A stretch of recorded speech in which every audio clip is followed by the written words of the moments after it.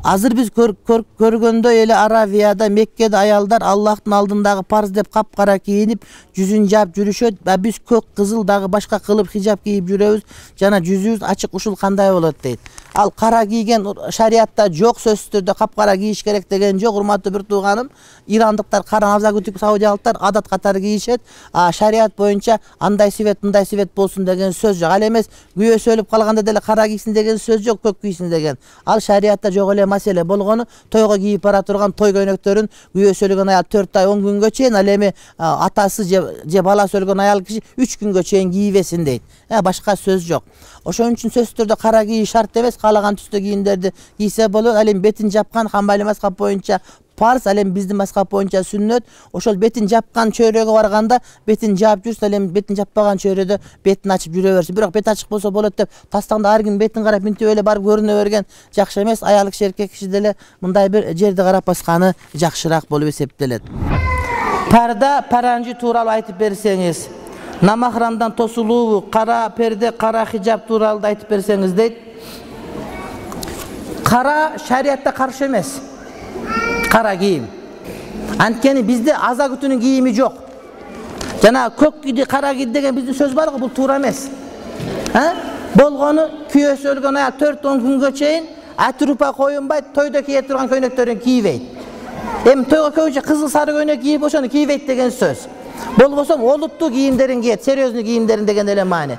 Бирок сөзсүз түрдө кара көк кийсин деген сөз динде жок бизде. Ошого аялдар кара көйнөк кийсе зыяны тийбейт, кара жолук салынса. Бирок биздин салтыбызда аны көп туура түшүнбөгөндөн биз теңелбей эле, майли деп эле караны кийбегиле деп айтабыз да. Аслында зыяны тийбейт.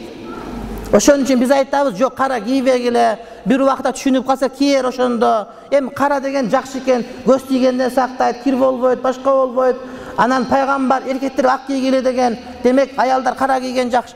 Саудиянын муфтии айтат, аялдар кара кийсин, кара фазилеттүү деген хадис жок дейт. Андай жок, урматтуу бир тууганым. Аны кара кийсе ыйманын күчтүү деген сөз жок да. Ошон үчүн ошол элдегидей түс кийген жакшы. Анан эми паранжы деген жанагы баштан аяк кийет, бул саудиялыктар кийет, ушу баштан таштаган. Илгери ошондой кийген биздикилердин бардыгы, оштун бардыгы кийген. Мындан бир 70 жыл мурда, 80 жыл мурда, азыр андайлар жок калды. Бирок эң жакшы паранжы Орто Азияныкы болгон. Арабтардыкын көрдүк, Пакистандыкын көрдүк, тарыхтан, китептен карап көрсөк, эң жакшы паранжы биздики болгон экен. Тартиби боюнча. Бирок азыр алар кийилбей калды. Анан никап деген бар, бет көз көрсөтпөй жүргөн. Бул ыктыяры. Милдеттүү эмес, сүннөт деп айтылат. Айрыкча эркектердин астына чоочун жерлерде ошол бетин жабыбыраак жүргөн, жолукту мындай кымтуураак салынган. Албетте бул фазилет, бул деген иншалла жакшы нерсе. Аалымдар кеңеши паранжы, никапка каршыбыз деп тыюу салганы чынбы? Менин аялым никап менен жүрөт, көчөгө аз эле мени менен чогуу чыгат. Аялыңды чечти деп жатышат, эжемде Россияда жүрүп, теледен көрүптүр дейт. Ооба, паранжыга каршыбыз деп айттык биз. Анткени паранжыга каршы эмеспиз десек, анда жолукта чечип алып кое турган болот. Ошон үчүн жолукту алып калыш максатында паранжыга каршыбыз деп айттык. Каршыбыз деген коомдук жайларда кийгенден каршыбыз, паранжынын өзүнө эмес. Ошондой абал жаралды, бирок ал абал өтүп кетти. Адамдар көчөгө чыгып, кээ бир паранжы кийген аялдарды маршрутка уруп жиберген учурлар дагы болду. Анан жолуктун негизги максаты ислам кийиминин аялдарды карабасын деген сөз да. Бизде капкара паранжы кийип алса, элдин бардыгы 3 жолдон карайт. Мен юбканы бир карайт, 3 жолдон карайт, бурулуп алып карайт. Демек кайра карата турган болуп, ол паранжынын үстүнөн дагы бир хижап кийгенге туура келип калатчы. Хижаптын маани максаты. Эгерде бетин жапкысы келсе, анда машина менен жүрсүн, ал өзүнүн ыктыяры. Аны эч ким тыя албайт, соттосок дагы. Чүнүктүү, эч ким тыя албайт. Бизде мыйзамда жол берген. Кааласаң жылаңач жүрөсүн, турсаш жок жүрсөң бирөө сени урча албайт. Кааласаң эки катар паранжы кийип аласың, ага деле эч ким сага унчуга албайт. Болгон биз мусулмандар акыл эстебейбиз дагы. Мусулман болсом ушинтип калат экенмин го деп, жанагы жылаңач жүргөндө чочуп кетпесин деп, ошого паранжыны кийгенде үйдөн чыкпасын деп айтабыз. Анан паранжыны кийип алып, колду ташып, кечке базарда айланып жүргөндөр бар. Андай эмес, кереги жок. Үйүндө отурсун. Никап деген мында мурдун жапканы, паранжы бетин жапканы. Кээ бир адамдардыкы Кудай сактасын рия болуп кететчи. ayağını hijab menen, paranjy menen görsötüp, jaketi bergen takıp eken dep aytsın dep bazardan bazar kıdırıp жүрүшөt. Men biröөнү köçödө ketip atıp gördüm. Betine paranjy kiyген, butu жылаңач. Жылаң айлак butta, butuna paypak kiygizip al birinchi. Karadan kapkara gelle butuna çöt. Butun karaysın gelip al. Nene özüm butuna gözüm düşüp ketip zorga saktap kaldım. İstiğfar ettim. Elden uyalıp ketip. Ayta turgan masele hijab degen bu janagıday jooluk salınуу. Бұл ошол парз милдеттүү дагы ал эми бетти жаап алган бул хижабты Ханафи мазхабында парз деп айтпайт. Бул нерсени парздай эле көрөбүз, бирок эмне фарз амали этикади эмес. Анан Пакистанга барып калсаңыз, Сауд Арабияга барып калсаң, ошол жерде аял затын баары жүзүн жаап жүргөндүктөн кайсыл жердин элин ырдас, жерин жер десең, ошол элдин ырдырда ошолордо кийингенге мажбур болобуз. А бирок өзүбүздүн жерибизде ошол муну биз парз деп айтпайт элек, бет жапканды. Бирок хижаб жолу оронгон, жакшынакай кийим менен жүргөн бул албетте парз болуп эсептелет. Себеп далил ушунда турат, ажыга барганда аялдар, эркектер жылаңбаш ажылык кылат, ихрам кийип. Ayallar betini açat. Ayallar betini жапканга болбойт, себеп дегенде аялдардын ихрамы бетинде болуп турат да. Демек бет жабыш тепкилиги парз эмес. Бирок мындай аял сулуу болуп же башка болуп, адамдар сөз айтып башка кылып, мындай бир ызычуу жаңжал фитна чыгып кетпесин деген максатта гана жапкан. Бул бизде эмес, Европада деле вуал деген түшүнүк бар. Шляпа кийип астын жаап алган, башка кылган. Бул аялдын өзүнүн укуган, эмне үчүн сен жаап алдың, же эмнеге ачып алдың, эмнеге сен минтиң деп айтканга бирөөнүн укугу жок, ал өзүнүн ыктыяры десем туура болот. Бирок коомчулукка да карап, коомчулук чочутуп албагандай кылсак, албетте бул нерсе жакшы болот. Кара кийим кийүү шарият эч убакта кара кийсин аялдар айткан текст жок. Атайым мен ушундан 1 жыл мурда айткан болчумун, ошол кара кийбек эле деп, ошондон кийин баннер чыгып атат. Анткени биздин элибиздин салтында, салт кайсы бир деңгээлде туура эмес салт, бирок салт болуп калган. Кара азан адаты болуп калган, аза күтүн адаты болгон. А бирок шариятта аза күтүп кара кийсин деген сөз жок. Даже көк кийсин деген да сөз жок. Биз түштүк тарапта аялдар тиги көк кийип алышат, кара көйнөк атайын тиктиришет. Ошол өлүм болгон үчүн, аза күткөн үчүн атайын өзүнчө бир кийим тиктирип кийүү, мына ушул бидат деп эсептелинет. Болгону аза күткөн аялдар шакек сөйкөлөрүн көбүрөөк тагынбайт, жанагы боекторун көбүрөөк боенбой кое турат. Болгону боектон кремди эле колдонот, анан эгерде көзү ооруса анда сурманы гана колдонот. Аза күтүү ошо менен чектелет. А бирок атайын кара кийим даярдап коюп, кара кийим кийүү, атайын ошого сатып алуу бул туура эмес. Ал эми кара кийим кийсе соо көбүрөөк болот деген дагы сөздөр жок. Ошон үчүн ошол 1 жыл мурда атайын фатва чыгарып, ошонун ичинде именно Сауд Арабиянын муфтийинин фатвасын алып келип кошком да, ал дагы айткан эч кандай кара кийим милдеттүү деген жер жок дегенде. Ошон үчүн ана кара кийим кийгенди мен биздин аялыбыз кара кийим кийип жүргөн, паранжи менен колгап менен ошол Макканын өзүндө. Анткени ошол жерде шарт ошондой. Ал жерде карадан башка кийгенге өзү болбойт негизи. Ал эми аял бетин жаап жүргүсү келсе, аны биз тыя албайбыз. Эгерде кимдир бирөө бетин жаап жүргүсү келсе, аны биз анткени анын укугу.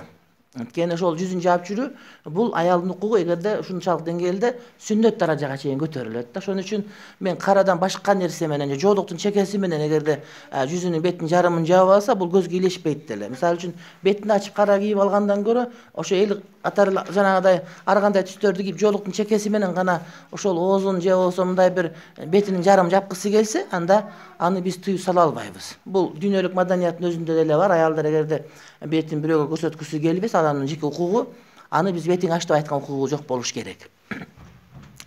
Бирок кара кийгенге мен да каршымын. Балким бир убакыт келгенде, балким элдер ошону көнүп калса, анда макул дейт элем. Бирок азыркы учурда мен ошол өзүмдүн шакирттериме, өзүмдүн үйүмдөгүлөргө мен кара кийгенге тапкыр эме кылбайм. Анан эми аялдар жүзүн жапкан боюнча мен жаңы шаарга келгенибизде, биз Бишкекке келгенибизде, биздин эме келинчек аялыбыз тиги жүзүн ачпай койгон.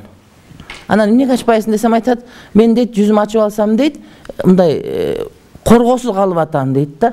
Мен ошого көнүп калыптыр. 9 жыл штатта жашап жүргөн оңой эмес. Анан мен ошону ачып койсом эле мындай коргоосуз калгандай сезип атам деп ушинтип жүрдү. Анан барып анан кийин акыры ошого көнгөнгө туура келди.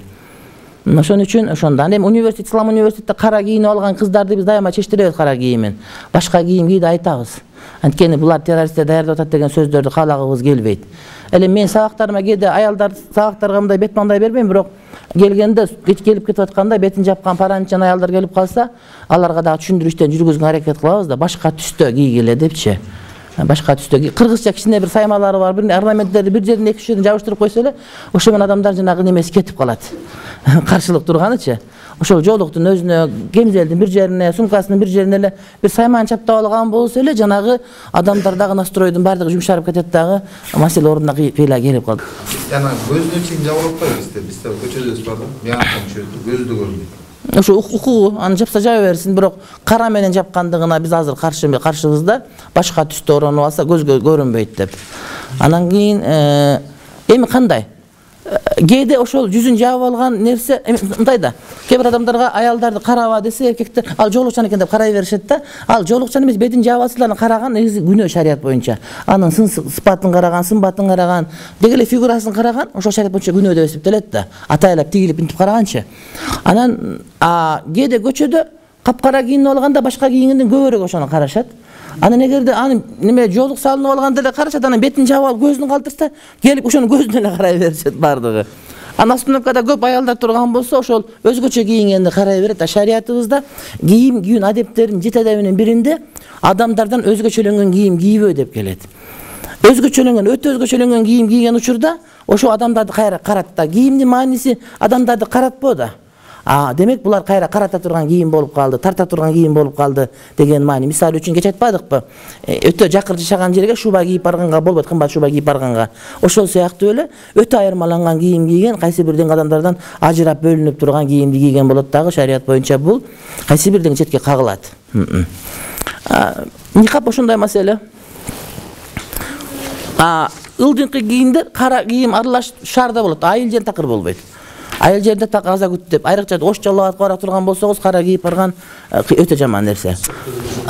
Нарында деле ушундай мисалы үчүн. Ооба.